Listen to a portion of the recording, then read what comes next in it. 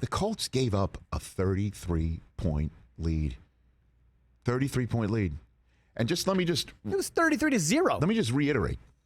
To 0. I looked this up, just thinking to myself, because, again, I didn't watch much of the second half of that game because I was getting ready to call mine. I can't believe that they came back from that deficit and punted twice, threw an interception, and turned it over on downs. Because right after, I couldn't believe again that the officials gave the ball to the Vikings. I looked down for my notes. I looked up, and Dalvin Cook's high-fiving everybody, and the game's tied. Right. And I'm like, what? Think about the Colts just let them run right through their defense. If you're in your fantasy playoffs and you have Cousins, Jefferson, Cook, Hawkinson, you're just like, I lost. I lost my matchup. My season's over. Cousins finishes with 460 and 4 touchdowns. He's on our show tomorrow. Dalvin Cook, 95 yards, another 95 receiving and a touchdown. Justin Jefferson. Jefferson had 12, if you're in a PPR league, 12 for 120 and a touchdown. That's 30 points. Oh, yeah. Yeah. Dude in my league has Cousins and Jefferson. I still can't believe this one. I cannot believe this one. That's crazy. The Colts lose Jonathan Taylor in the first series in which they scored a touchdown. They go up 33-0. 36-7 with 18 minutes to go. And they lost it. And they lost it while the other team, again, in this possible half of a comeback, punted twice, threw you the football, and turned it over on downs to you. So that's 4 possessions where you come away with nothing, and they still came back.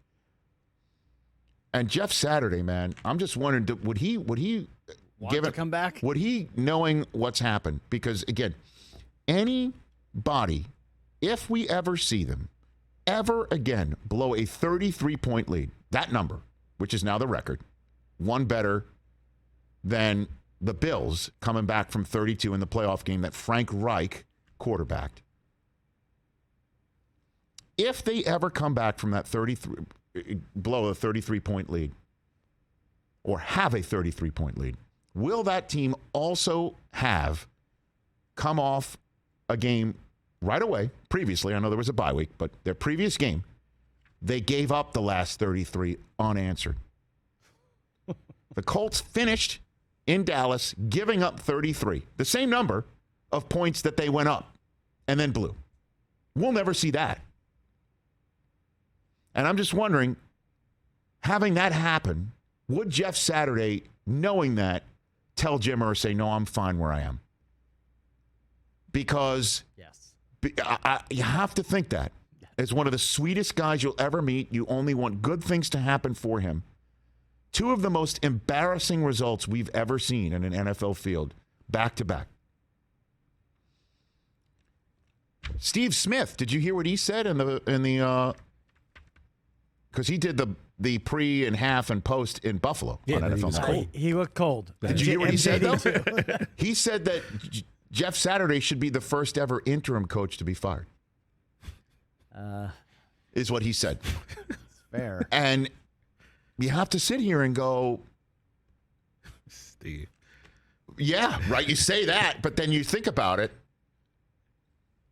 The Colts took Frank Reich's job and then his record.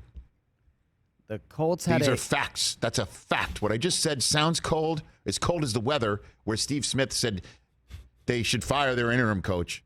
But that's a cold, hard fact. After the Colts kicked a field goal to go up 36-7 with under 5 minutes left in the third quarter, their win probability was 99.6. Rich, I told Chris. That's a low-grade fever.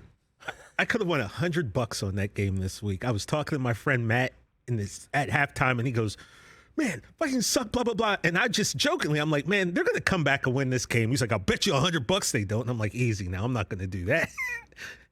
I lost out on some money, Chris, is all I'm going to say. Do you need a hug? Nah, I should have called him, though, because he would have been on it immediately. Would you have taken it? No, he would have told me to take the bet. No, they were plus 9,000. That's insane. Catch the Rich Eisen Show every single day on the Roku channel, 12 to 3 Eastern, for free.